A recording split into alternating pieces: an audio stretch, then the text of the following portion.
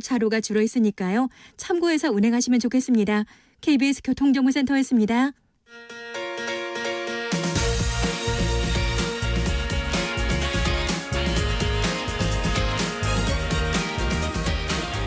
주말에도 쉬지 않는 뉴스 따라잡기.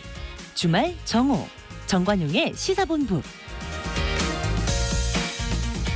총선을 앞두고 이 신뢰감을 주지 못하는 거대 양당의 주류 정치인들을 향해서 당의 개혁을 요구하는 비주류 정치인들의 목소리가 커지고 있죠. 또 늘어나는 무당층을 겨냥해서 신당을 창당하는 등 이 정치인들의 스펙트럼이 다양해지고 있는데요. 오늘은 이 국민의힘의 대표적인 비주류 의원으로 당의 개혁을 꾸준하게 요구해온 분이시죠. 유승민 전 의원 오늘 스튜디오에 직접 좀 모셨습니다. 어서 오십시오. 예, 오랜만입니다. 반갑습니다. 예. 예. 잘 지내세요? 예, 자유로운 백수로 잘 지내고 있습니다. 예. 그래서 좀 답답하시죠, 속은? 정치만 생각하면 깝깝해지죠. 그죠? 예. 정치 몇 년 하셨죠? 24년째 하고 있습니다. 그죠? 예. 24년 정치 인생에 오늘의 정치가 어떻게 뭐 옛날보다 좋아졌어요? 나빠졌어요? 좋아지지 않고 그러게요. 특히 지금은 아니 우리 대한민국의 지금 사회 경제 제일 큰 문제 중에 하나가 양극화잖아요. 양극화. 인구 위기하고 양극화잖아요. 근데 정치가 지금과 같이 이렇게 양극화된 적이 있었냐. 대화, 토론, 타협, 합의 이런 게 완전히 사라지고 그러게요. 완전히 실종돼 버리고 이렇게 서로 보지도 안 하고 서로 그냥 스피커 켜가지고 언론에도 대고 욕만 하고 국회에서 모이면 싸우고 예. 해결하는 건 아무것도 없고 정치가 이랬던 적이 있느냐. 그러니까. 그리고 정치는 어떻게 보면 옛날보다 제가 2000년에 정치를 시작했는데 예. 그때 김대중 정부 때입니다. 근데 야당으로 이제 시작을 했는데 근데 그때보다 어떻게 보면 더 퇴보한 거 아니냐. 너무 이 양극단 정치 양극화가 너무 심각해진 거 아니냐. 그러니까 자기 극단적인 지지자들만 쳐다보고 예. 중간에 있는 참 정치에 좀 냉소적이면서도 합리적이고 상식적인 정치를 원하는 그런 뭐 소위 말하는 중도 무당층이랄지 젊은 층이랄지 그런 국민 다수의 합리적인 생각을 대변하는 정치 이게 완전히 실종돼 버린 아니냐. 예. 그런 생각에서 굉장히 깝깝하게 보고 있습니다. 자. 근데 이게 비단 우리나라만의 현상이 아니라 그렇습니다. 미국 예. 정치도 지금 아주 양극단화돼 버리고 예. 전 세계적 추세가 지금 민주주의의 후퇴로 가는 것 같지 않습니까? 민주주의라는 것 자체가 그게 그냥 시간만 지나고 세월만 지난다고 해가 좋아진다는 보장이 없는 거죠. 예. 그죠? 미국이나 유럽에 보면 극우든 극좌든 극단적인 어떤 우익 포퓰리즘, 좌익 포퓰리즘 이런 게 승행해가지고 그쪽에만 자기를 지지하는 그 세력들에만 대고 자꾸 극단적인 정책, 극단적인 정치로 가는 이런 게 미국도 있죠. 트럼프가 뭐 대표적인 거고요. 그러니까요. 유럽에도 프랑스, 이태리 여러 나라들 보면 뭐 의회 민주주의 제일 오래됐다는 영국조차도 맞아요. 브렉시트 가지고 얼마나 혼란을 겪고 그러면서 극단적인 어떤 이슈에 대해서 국민들이 불만이 있으면 그걸 이용해 가지고 예. 극단적인 세력이 등장을 하잖아요. 그게 이제 보리스 존슨. 2차 대전 전에 나치즘 뭐 이런 게 다 그런 거 아니겠습니까? 그래서 이게 민주주의라는 게 진짜 우리가 제도를 잘 만들고 또 정치하는 사람들에 대해서 감시와 견제하고 이런 장치들이 잘 작동하지 않으면 예. 이게 언제 이 완전히 극단적인 정치로 빠져버릴지 모르는 그런 거죠. 그러니까 요즘 전 세계적인 정치의 어떤 퇴보 현상을 보면서 저는 예. 근본적인 어떤 회의, 질문 이런 거 갖게 되는 게 예. 어떤 이성적이고 합리적인 대화와 토론을 통한 이 수기 민주주의라고 하는 이게 인간 본성하고 안 맞는 거 아닌가? 저는 그렇게까지는 생각하지 않습니다만 이제 굉장히 포퓰리스트들은 굉장히 이제 선동하고 이런 게 굉장히 감정에 호소하는 부분이 분명히 있죠. 그렇지만 모든 인간이 다 그렇게 그 정치가 그렇게 되길 바라는 건 또 아니고 정치가 잘 돼야 그 나라가 잘 되잖아요. 그거는 분명하잖아요. 당연하죠. 상식적인 이야기잖아요. 그럼요. 그리고 오늘날 잘 사는 나라, 부강한 나라, 국민이 행복한 나라 이런 데는 전부 과거에 정치를 잘했고 맞아요. 그걸 예. 발전을 시켰거든요. 예. 그런 나라들 중에 현재 와서는 보면 또 약간 퇴보한 나라도 있지만 그러니까요. 그래 전 세계적으로 뭐라 그럴까요? 민주주의 위기, 민주공화국의 위기 이런 게 이제 분명히 있는데 우리 같은 경우에는 우리 정치를 어떻게 발전시킬 거냐 그걸 가지고 정치하는 사람들이 정말 그 각성을 해가지고 예. 정치를 어떻게 하면 이 지금의 양극화에서 벗어나서 정치를 어떻게 하면 개혁할 거냐 저는 이게 뭐 최대의 화두라고 봅니다. 그러니까 뭐 근본적으로 그 민주주의가 인간 본성에 맞느냐 이건 좀 너무 좀 나간 얘기고 예. 결국은 정치를 이끌어가는 주요 리더들이 어떤 식으로 정치를 바라보느냐 예. 이거 제일 중요한 거 아니겠습니까? 그리고 거기에 이제 민주주의의 어떤 선거에 의한 다수와 소수의 문제가 있지 않습니까? 그러니까요. 그러니까 한 표만 더 권력을 의회든 대통령이든 예? 권력을 잡잖아요. 그럼 그 권력을 잡은 측이 이 권력을 자기를 찍지 않은 국민들 그 국민들이 원하는 거기에 대해서 뭘 하느냐가 저는 정치의 그렇죠. 품질하고 그렇죠. 직결된다고 보거든요. 예. 근데 그게 너무 지금 같은 상황에서는 윤석열 대통령과 이재명 대표 지난 대선에 붙었던 두 사람이 여전히 지금 극단적으로 대립하고 맞아요. 있잖아요. 네. 너무 심각한 문제고 이거를 하나의 타파하고 정치를 변화시키는 계기가 결국 우리나라에서 총선 아니면 대선인데 선거죠. 그렇죠. 그 내년 선거에서 뭔가, 우리 예. 정치를 어떻게 변화시킬 거냐. 만약 총선 이후에 지금보다 더한 양극단의 정치가 만약 더 심하게 된다면 절망적인 거죠. 네. 오늘 뭐 윤석열 정부 대통령에 대한 평가부터 한번 해보시고 예. 몸담고 계신 여당 국민의힘도 네. 평가해보고 야당도 좀 평가해보고 예. 내년 총선에 그럼 어떻게 하면 새로운 희망을 좀 만들 수 있을지 요 순서로 한번 이야기를. 그러시죠. 윤 대통령 1년 조금 지났습니다. 예. 점수 몇 점 주실래요? 저는 뭐 과락이라고 생각을 합니다. 뭐 50점 이하고 저는 그 당초에 이래 아주 극렬 지지층이 기대했던 문재인 정부 5년을 완전히 갈아엎어라. 그거는 어느 정도 했을지 모르겠습니다. 지금도 아직도 전 정권 탓을 하고 있으니까. 그런데 전 정권을 비난하고 전 정권한테 책임을 돌리는 그 유효기간 시효랄까요. 뭐 그런 건 저는 이제 지나갔다고 봅니다. 당선된 지 1년 반 지났잖아요. 그래서 윤석열 대통령이 앞으로 대한민국의 미래를 위해서 지금 어떤 의미 있는 일을 하고 있느냐. 저는 그 기준으로 이 정부를 보는데 그런 차원에서 보면 굉장히 좀 무능하고 무책임했다. 무책임하다는 거는 대통령께서 그러셨잖아요. 어떤 중요한 국가적인 현안이 있으면 내가 참모들한테 숨지 않고 직접 국민들하고 소통을 하고 설득을 하고 해나가겠다라고 그러셨는데 그게 전혀 이루어지지 않아가지고 진짜 중요한 문제들에 대해서는 뭐 대통령이 조금만 좀 자기한테 불리한 이슈다 싶으면 그냥 숨어버리고 말을 안 하시고 이런 현상들이 지금 계속 나타나고 후쿠시마 오염수 그렇죠. 잼버리 사태 그랬죠. 오송 참사 이태원 참사 때도 그랬죠.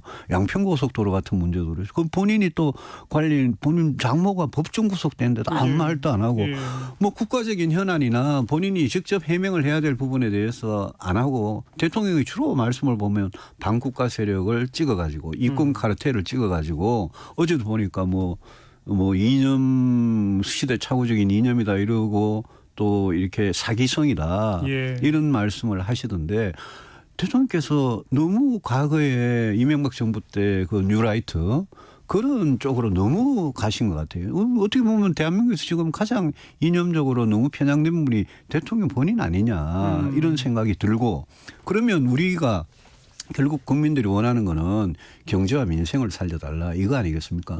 그런데 지난해와 올해 경제는 보면 올해는 뭐 1% 초반대로 간다 그러고 내년 전망도 지금 계속 낮아지고 있는 정도로 경제 민생은 굉장히 참 먹고 살기 힘든데 이런 상황에서 대통령께서 5년의 임기라는 짧은 임기가 굉장히 빨리 지나는데 이 임기 동안 진짜 나라의 미래를 위해서 필요한 경제 사회 분야의 개혁은 뭐를 지금 하고 계시냐.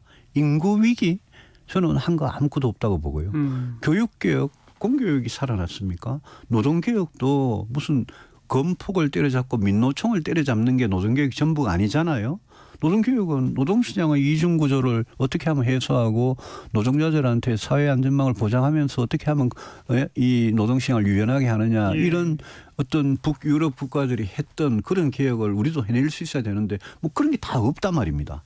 그러고는 굉장히 지엽적인 그런 이슈에 매달리는 것 같아서 저 보면 이 정부의 무능과 무책임이 지금 이 대통령에 대한 국정 지지도 거기에 그대로 반영되어 있는 것 같습니다. 이 인구 위기가 표면으로 드러나는 영역들이 교육 문제. 예, 교육, 연금, 노동 이런 거는 노동 이거잖아요. 그렇습니다. 윤 대통령이 거의 3대 개혁이잖아요. 취임 직후에 3대 개혁을 해야 한다고 말은 했는데 조금 아까 표현하신 것처럼 노동개혁은 이 건폭 때려잡기, 교육개혁은 학원 때려잡기, 일종의 이권 카르텔과의 전쟁 이런 식의 접근만 하고 있어서 진짜 아젠다를 잘못 설정하고 있는 거 아니냐 이런 거죠. 물론 건폭도 잡아야 되고 학원의 어떤 그 비리 부정도 잡아야 되죠. 그렇습니다. 근데 거기서만 머무르면 안 되는 거 아니에요? 그렇습니다. 그런데 그거는 대통령이 할 일이보다 검찰과 경찰이 할 일이잖아요. 평소에 교육부가 할 일이고. 근데 대통령은 내가 임기 5년을 대한민국의 어떤 발전을 위해서 내가 이런 변화, 이런 개혁을 꼭 하겠다라는 그 어떤 내용을 잡았어야 되는데 그게 안 보이는 거죠. 그만큼 준비가 안 된 거죠. 내놓지 않고 또 그 교육이나 노동이나 연금 개혁은 전부 법 개정이 필요한 것들이라 그렇죠. 야당과 대화하고 사회 대타협을 이루어야 되는데 그렇습니다. 대화가 전혀 없잖아요.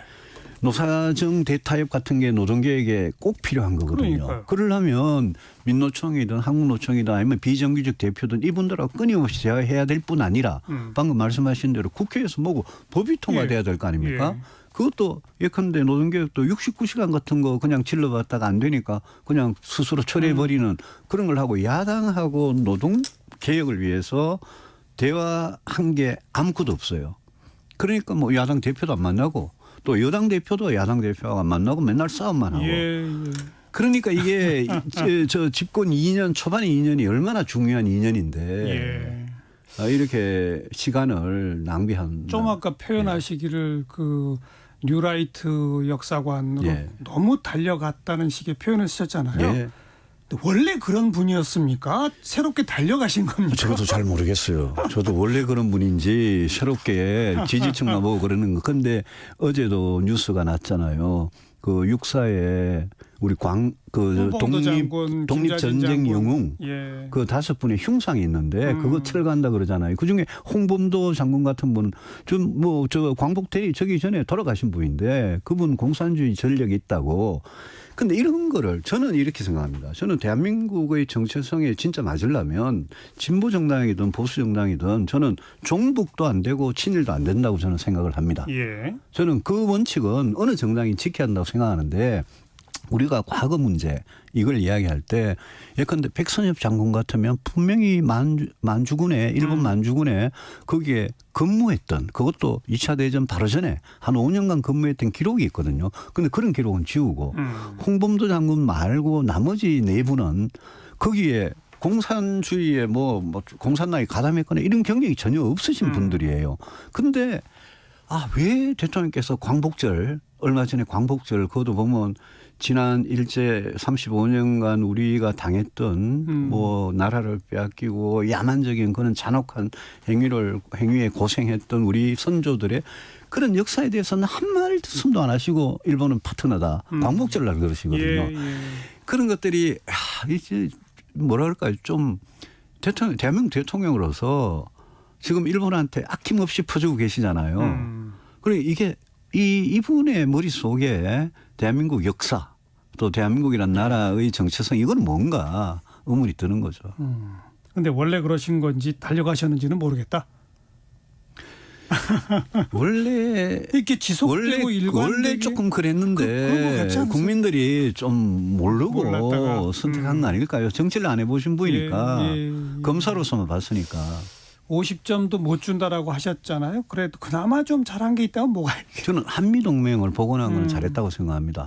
왜냐하면 한미동맹을 그게 뭐 우리 안보의 아주 뭐 디딤돌이니까 근데 주춧돌이니까. 그게 이제 한미일 준군사동맹 그래. 적으로까지 가는 건 어떻게 보세요? 그래서 그거는 굉장히 위험하다고 저는 생각합니다. 왜냐하면 미국 입장에서 미일 동맹이 있고 한미 동맹이 있는데 예. 한일 간의 군사 협력이라는 걸 앞으로 어떤 범위까지 할 거냐, 그 범위와 한계를 정하는 건 우리한테 굉장히 중요한 일인데 알겠습니다. 한미일 이렇게 협력이 돼가지고 넘어갔다. 이 지역의 어떤 예컨대 대만 사태가 일어나면 우리 어떻게 할 거냐.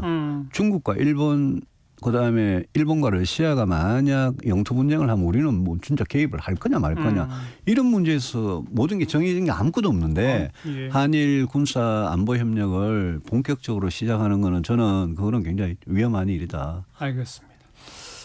대통령에 대한 평가, 정부에 대한 평가했고 몸담고 계신 국민의힘 우선 대통령 되자마자부터 집요한 노력 끝에 이준석 대표를 쳐내고 뭐 후보 단일화도 했던 안철수 의원과도 좀 관계가 멀어지고 예.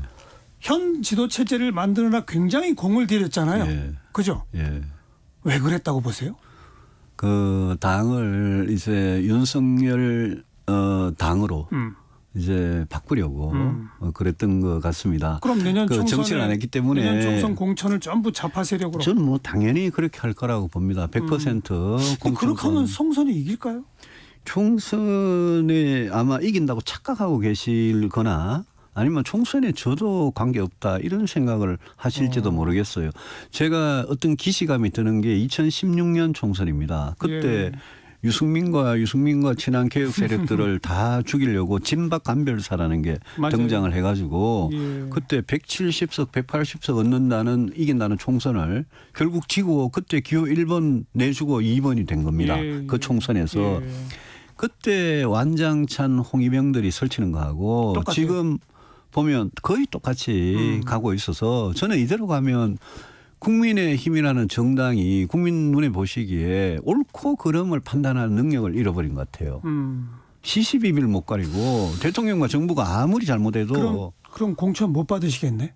저는 뭐 공천 구걸할 생각도 없고 뭐 제 같은 사람은 공천 뭐 주겠습니까? 저는 공천 사실 신청할 생각도 별로 없고요. 그리고 저는 그럼 내년 총선엔 출마 안 하세요? 저는 아직 결정된 건 아무것도 없습니다. 저는 저한테 지금 제일 중요한 거는 야 정치 이대로 가면 나라가 망하는데 정치를 어떻게 하면 바꿀 거며 그 공간에서 저라는 정말 부족하지만 저라는 정치인이 조금이라도 할 수 있는 일이 뭐냐 이거 열심히 찾고 있습니다.